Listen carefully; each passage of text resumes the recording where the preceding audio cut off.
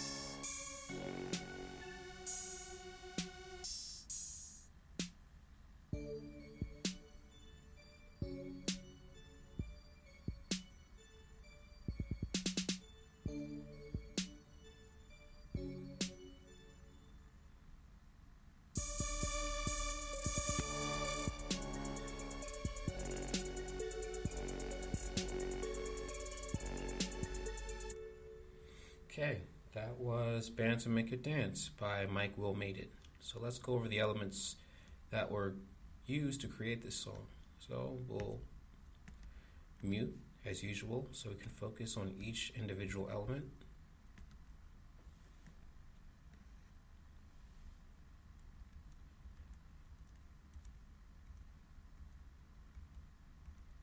Now, like I said earlier, some trap elements or trap songs can use a lot of elements or very few. In this case, for Mike Will Made It, he uses quite a bit, but it works beautifully. Now let's go over to our first element, which is the pad. Let's listen to it. And additionally, we are at 131 BPM.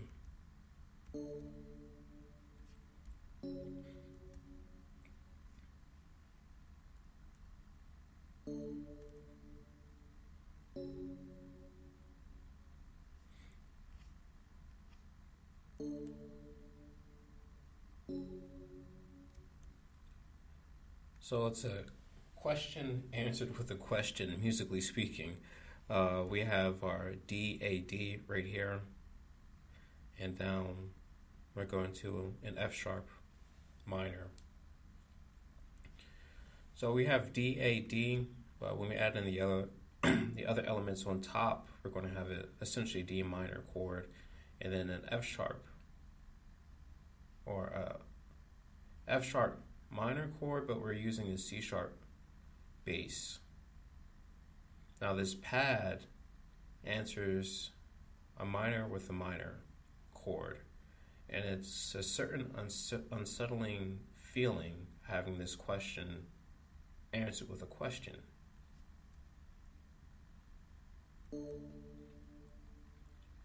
And I'm using the, again, Autogun plugin.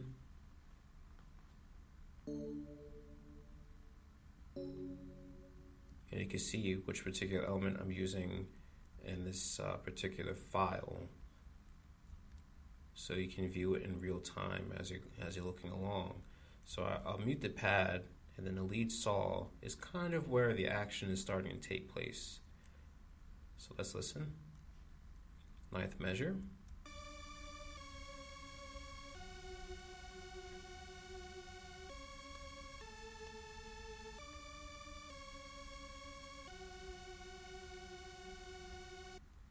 Now, before we really go any further, this is one of the more complicated trap songs that we're going over. Now, I want to make sure that everyone is on the same page as I am.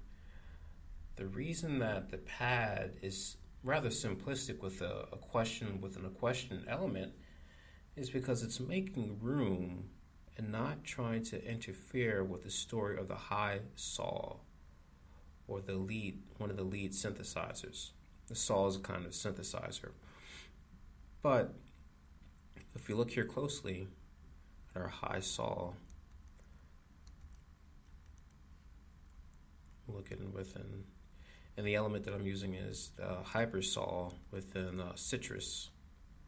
Again, very reliable plugin. Let's look at it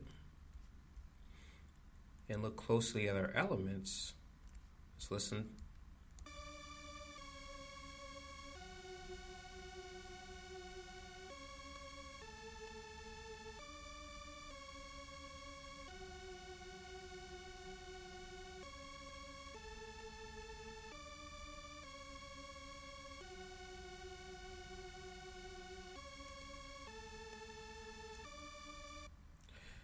So as I said, and as I predicted earlier, the bass notes in the pad are part of a larger picture, because the F sharp here and the C sharp bass all fuse together to form essentially an F sharp minor chord.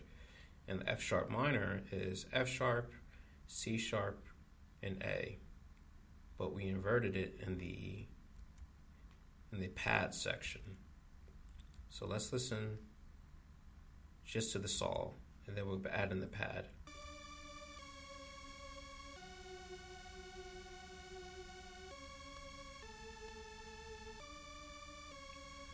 It was very clever on Mike Will made its part, simply because he wanted to kind of dice up the tension with the pad by having the saw, since it's a stronger lead instrument, peak at the higher points, which would be the C sharp minor points.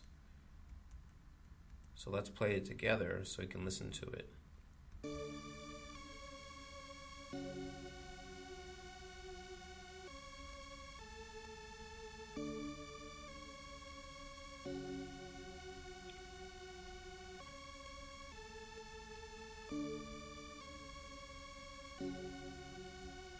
So that's our saw and our pad. They join together to form a nice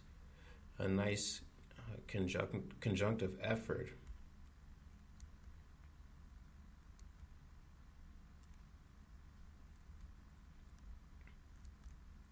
And Citrus is a great plugin to have kind of the saw effect.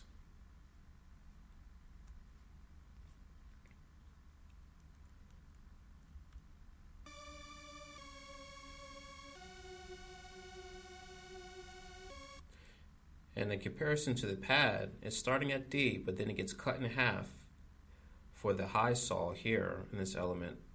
And then in the pad section, we just have two chords, which are D and a switch over to C sharp minor, or really in the inverted F sharp minor bass, which is in the pad. And it's a variation of the same idea, but just done differently.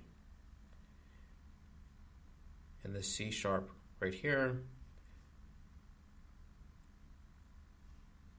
peaks the song, gives it a certain amplitude that it's a little bit of more serious question that's being now solved, or resolved at least, with this F sharp minor. So long story short, the primary chords are going to be D minor and F sharp minor. Now let's go back to more of the melodic section and go over the bells. Now the bells add a certain air to the track, certain eeriness, because bells are kind of eerie, musically speaking.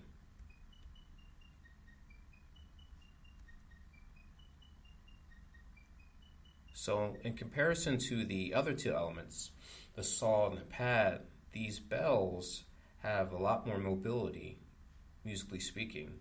Saws and any instrument that's a synthesized pad or a synthesized lead, they're simply slower by their nature.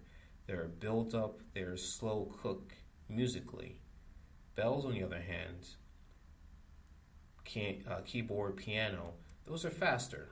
So as we can see using the AutoGun plugin, these are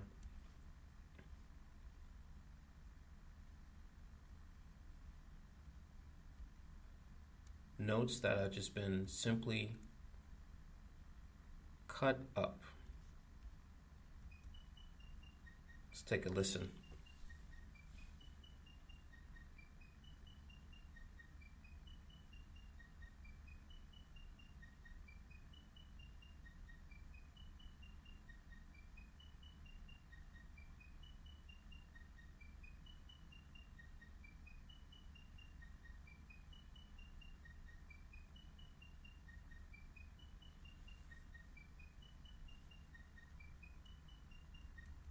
Now, what's interesting enough about this is that we are using E flat minor. So it's not, so our, in relationship to these chord structures, we're using a E flat minor in this particular case. So D flat or a D sharp right here is really E flat. It's the same thing. And F sharp is the same as G sharp. Okay? And you learned this from our music theory section. And these notes are simply broken up in a small pattern. Let's take a listen again.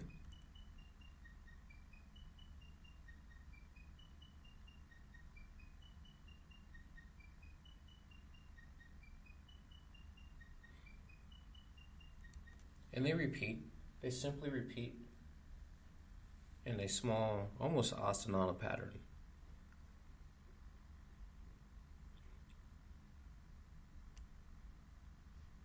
Now these bells are meant to play in between the larger, more powerful sections within the pad and the lead saw relationship. So let's add these two elements to the high bells.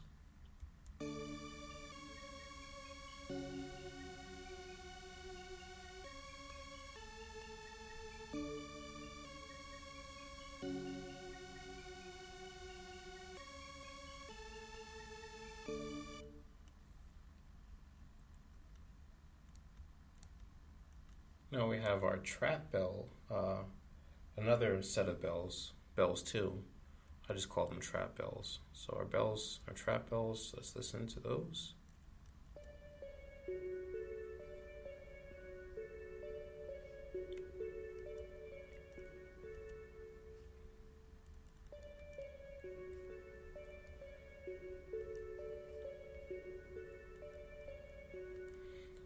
So these are a little bit more deliberate.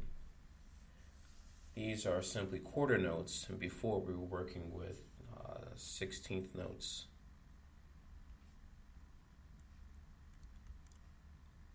So let's look at the 16th note high bells. So we're working with 16ths here.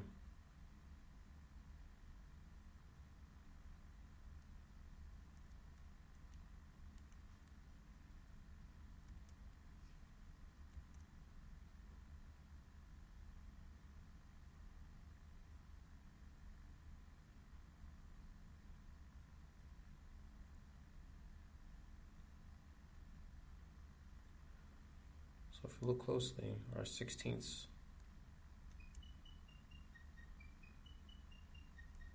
that's one of the faster elements note-wise. And then if you look at our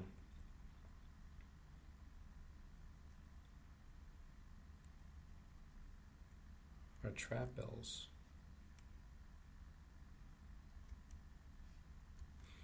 our trap bells just simply use our quarter notes.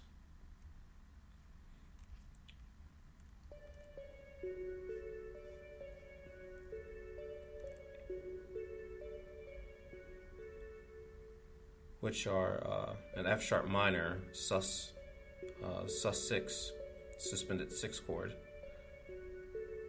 Very melodic, very deliberate.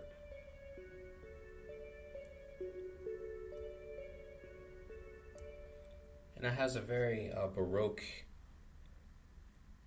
feel, a very gothic Victorian era feel, almost sinister.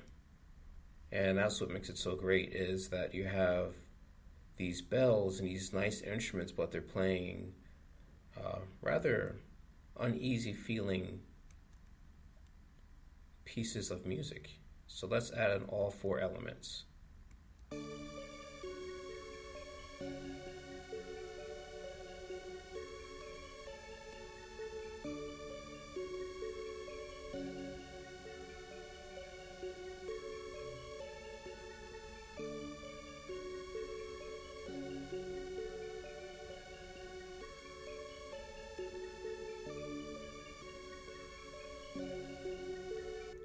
Okay, so we have those four elements going, and it's a nice contrast. You have the movement, the very fast movement of the high bells, but then you have the latency, or the delayed, or the enlonged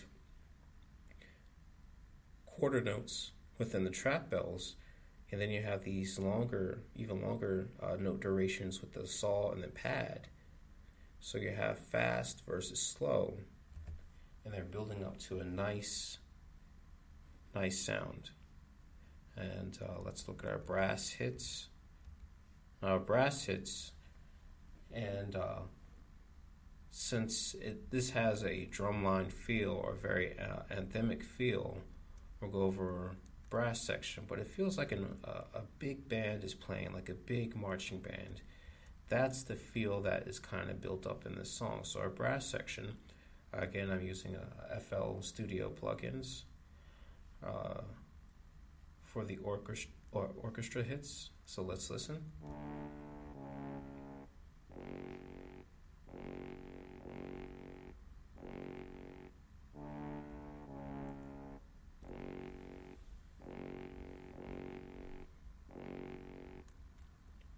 That doesn't, in that particular section, doesn't resolve. Normally you like to have a kind of resolution, but it doesn't. It just keeps going.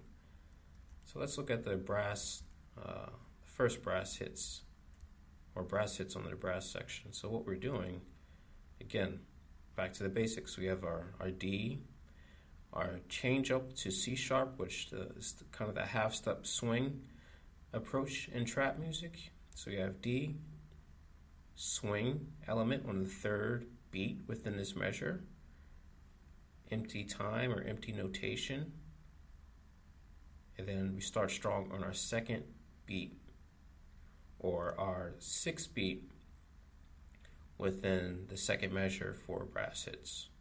It's a 4-measure progression, and again, if we look closely,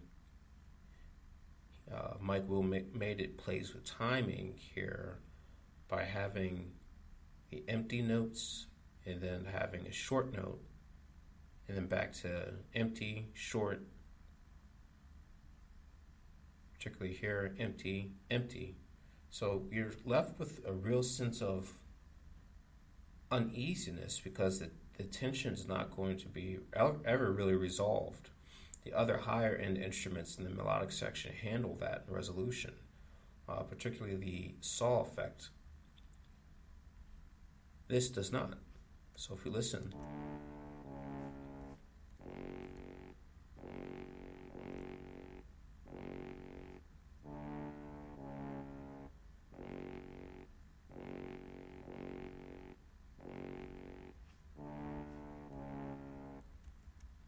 it doesn't really solve the listener's question from the musical perspective. But it's, again, tension building. That's what trap music does. It builds tension. And more of the same here. Let's listen.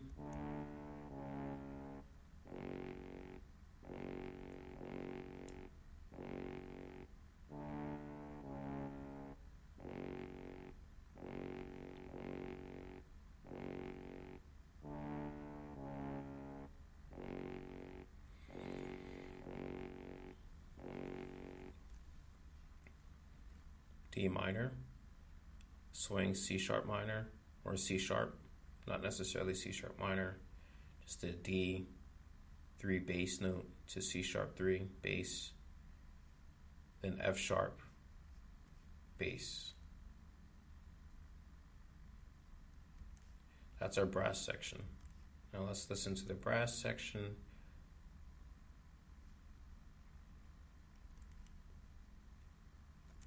With the other elements, other melodic elements attached.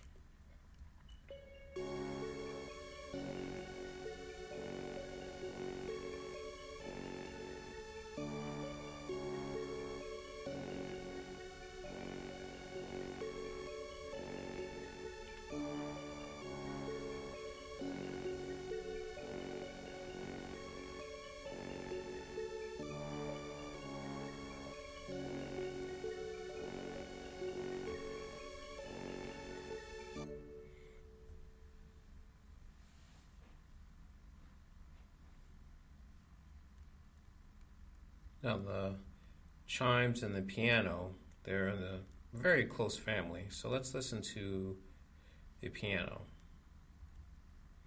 Now the piano gives us a mental break because we had, in this song, we had about 15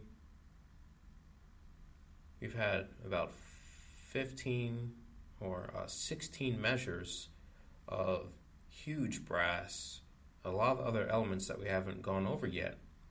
But the piano gives us a nice refrain. Now, a refrain, musically speaking, is to pull back, to stop, to slow down a little bit. So whatever huge musical motifs are occurring, the user needs a break to process what's been happening. And from measures 9 to 25, a lot has happened musically. And the piano gives us, in this case, gives a familiar feeling. So let's look at the piano.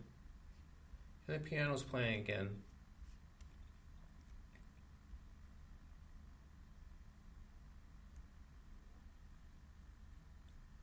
A variation of the D minor and F sharp minor notation. So let's listen to it.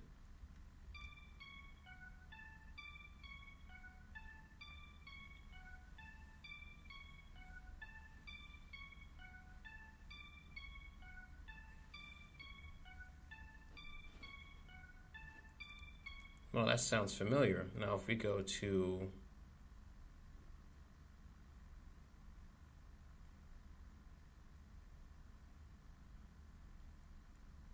our trap bells,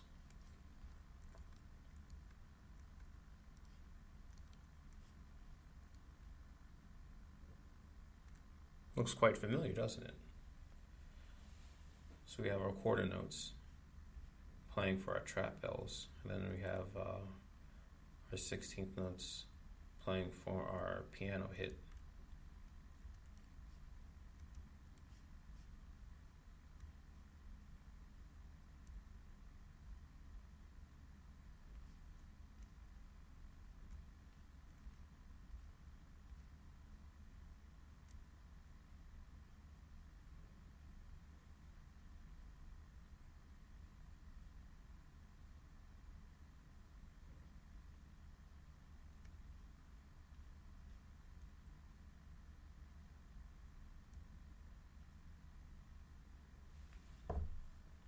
Now with our notation here, our piano in this particular instance gets stopped halfway due to the buildup of other elements in this track. Now our chimes are in the same family, and that kind of starts off the entire track. Let's listen to our chimes, which follows the same exact pattern as the trap bells.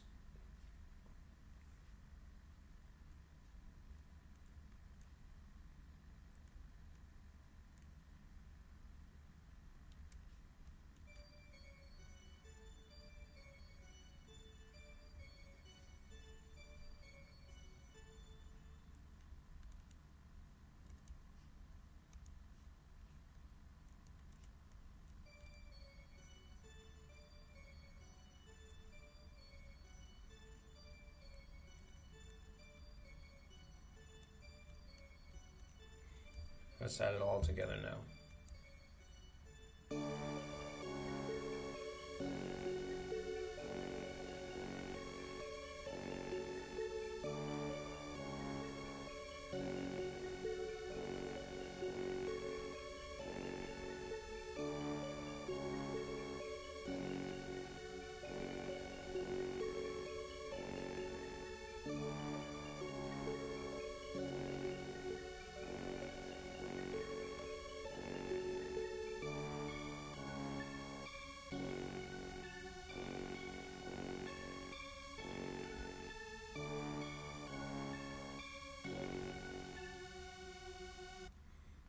Okay, so for our chimes, kind of the same idea. SimSynth plugin, you can use that to simulate the synthesizer, or you can use AutoGun. I just wanted to try something different for this, or Citrus. Either way, either one works pretty well, or you can use the stock plugin library. But the chimes and piano are very much on the same wavelength. Now, let's go down to our percussion, and then we can add in our different elements. So cymbal crash.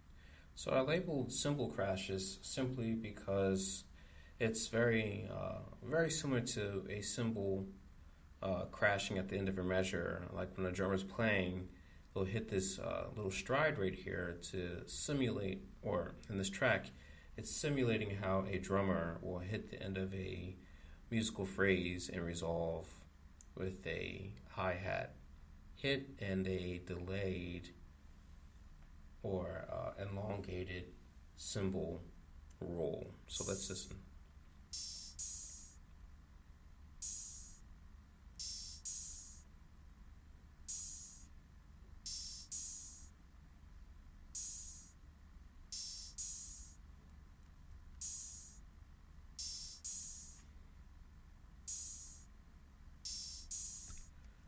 So that cymbal crash right here, that's, if you see that stretched out a little bit to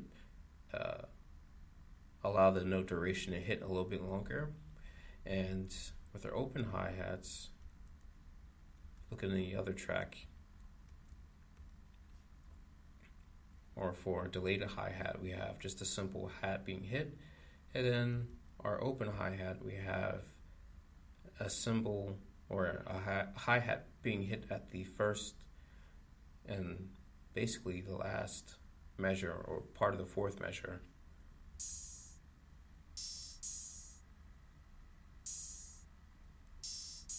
A pretty quick call response for the open hi-hat slash cymbals.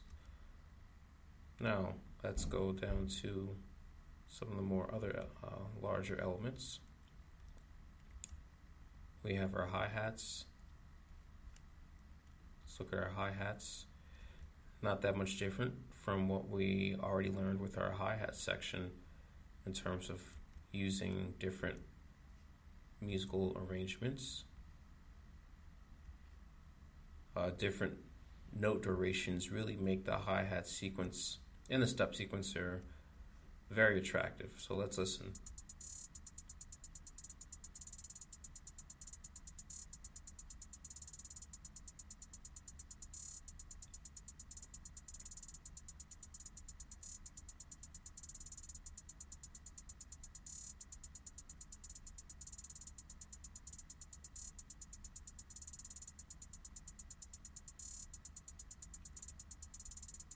So this is a different element. Normally with trap music, most producers they'll put the action on the end of the measure, but he actually took it on he decided to make some of the variations within the hi-hat runs on the second, starting at the second beat within this measure. So on our second beat right here, so we have our first beat, which is subdivided into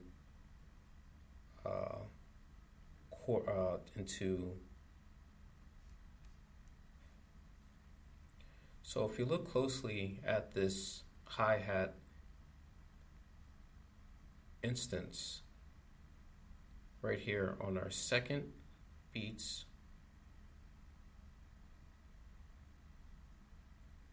we have a variation where our hi-hats are cut down a bit. And then again, within the second measure, second beat has another variation. Third measure, the second phrasing right here, again has another variation. Then a change up on the fourth beat, or fourth measure, where the hi-hat is again cut up on the first beat of the fourth measure. So let's listen to it.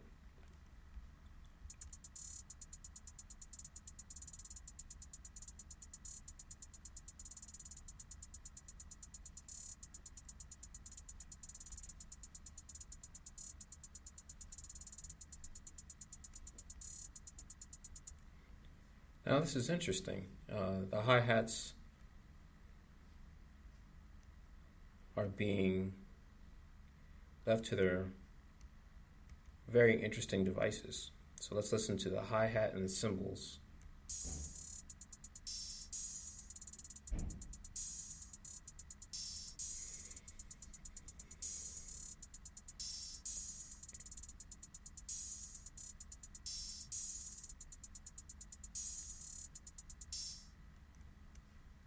Okay, very interesting so far for the percussion. So the percussion is a little bit more frantic and unpredictable, which makes this a very uneasy track, and that's perfect. That's what Mike was trying to convey, I believe. Then for our clap section, all we're doing is adding a clap.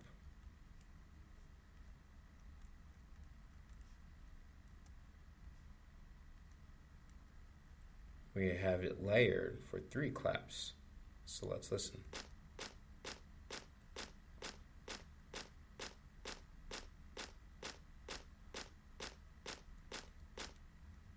It's pretty straightforward. And the claps needed to be layered to give it a very distinctive and powerful feel.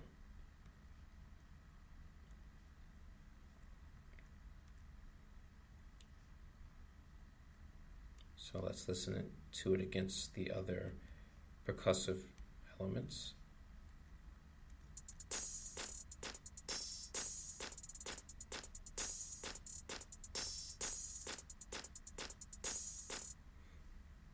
Let's look at our snares.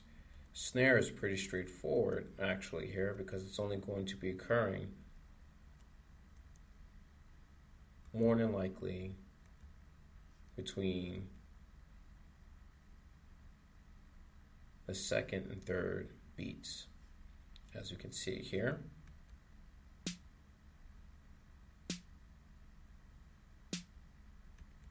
And that gets layered with the kick, as we already know.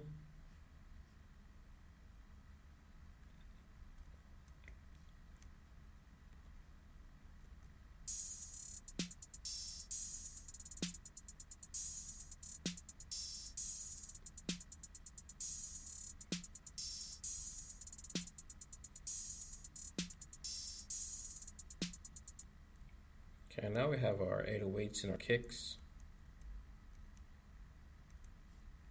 Listen to our 808s.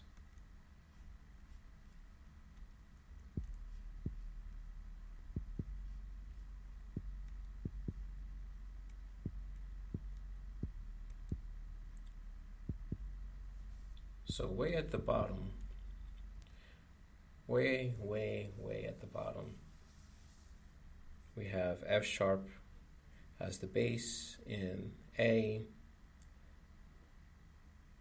starts within the second measure. So let's listen.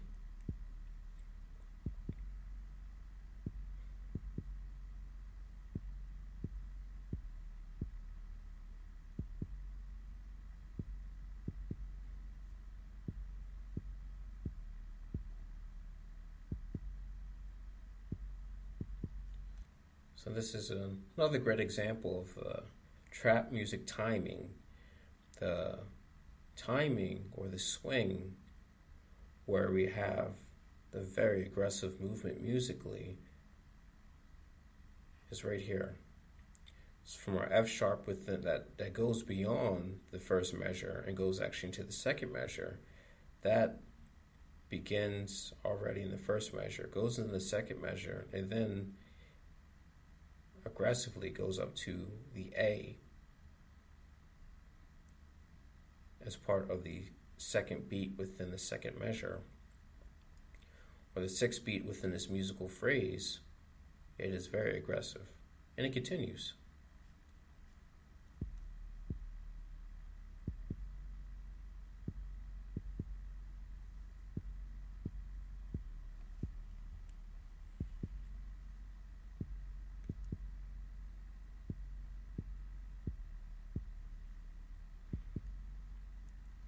And then our drum is layered as well within this particular element. So, as you know, within FL Studio, on the channel rack, if we put two different elements on the same channel rack or within the same label, we'll see the other, what I call ghost notes. So you'll be able to see the different notes on the same channel rack if you put two or more elements within the same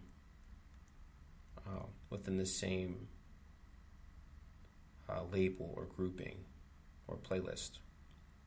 So you just have to be mindful. I did it here because I wanted to make it not necessarily make an entire channel another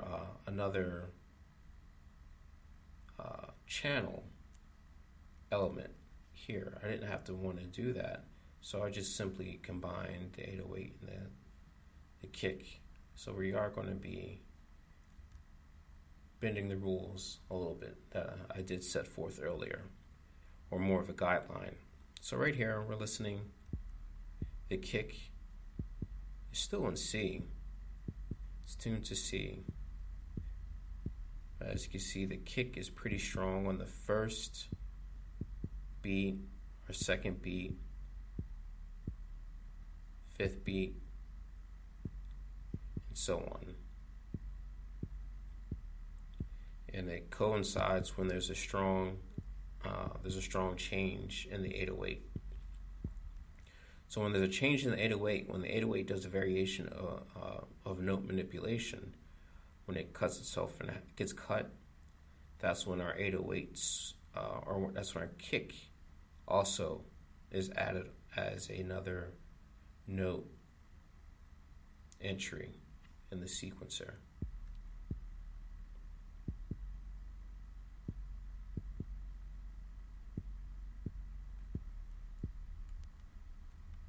Okay, so now we have the kick, 808, the snares, hi-hats, crashes. Let's listen to it.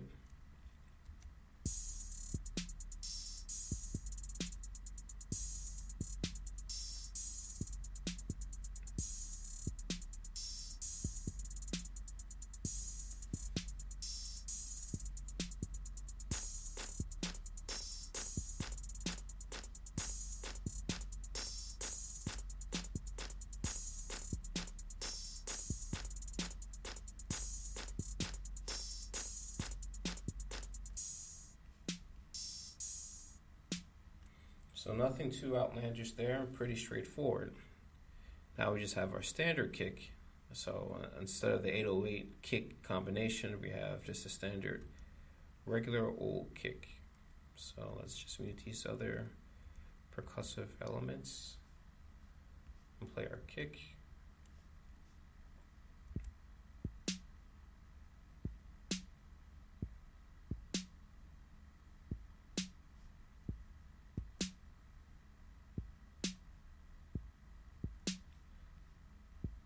So this is another kick pattern. I didn't want to necessarily have to make two completely snare tracks here with snare 1, snare 2, kick 2, kick 1, 808. It was really simply easier to make the 808 in a 2 kick drum pattern, kick snare, and our 808 kick include those elements on the same channel rack versus making additional channels for only one minor element. So it was just easier to combine the both elements. So our kick, very quickly, look at our drum track here. And go to our step sequencer view. Change it. So again, we have the third beat here on our drum here, and it goes over to the first beat on the 5th measure. And then our 808 is pretty constant on the first beat of measure 2, and then on the first beat of measure 7.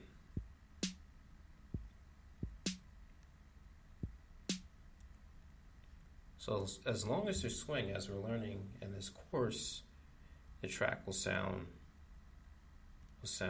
acceptable. So let's add in the kick elements.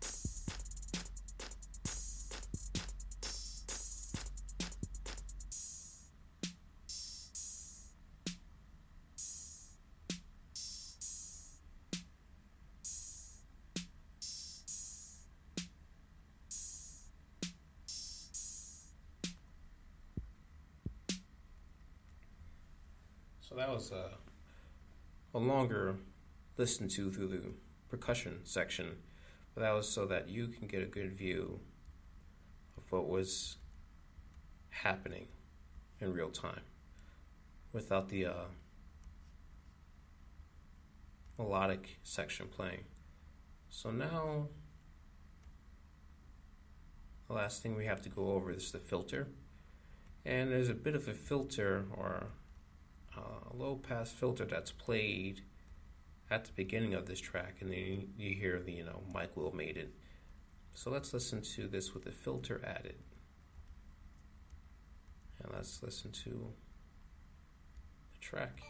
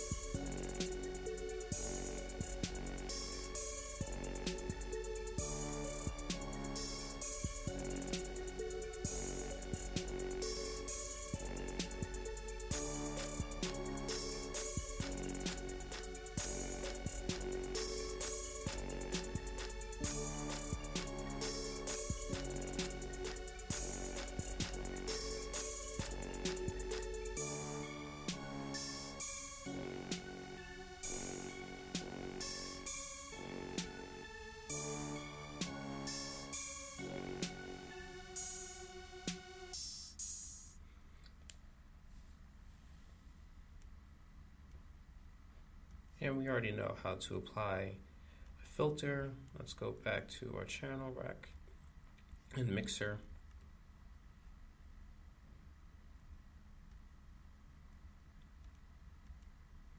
And just added a filter.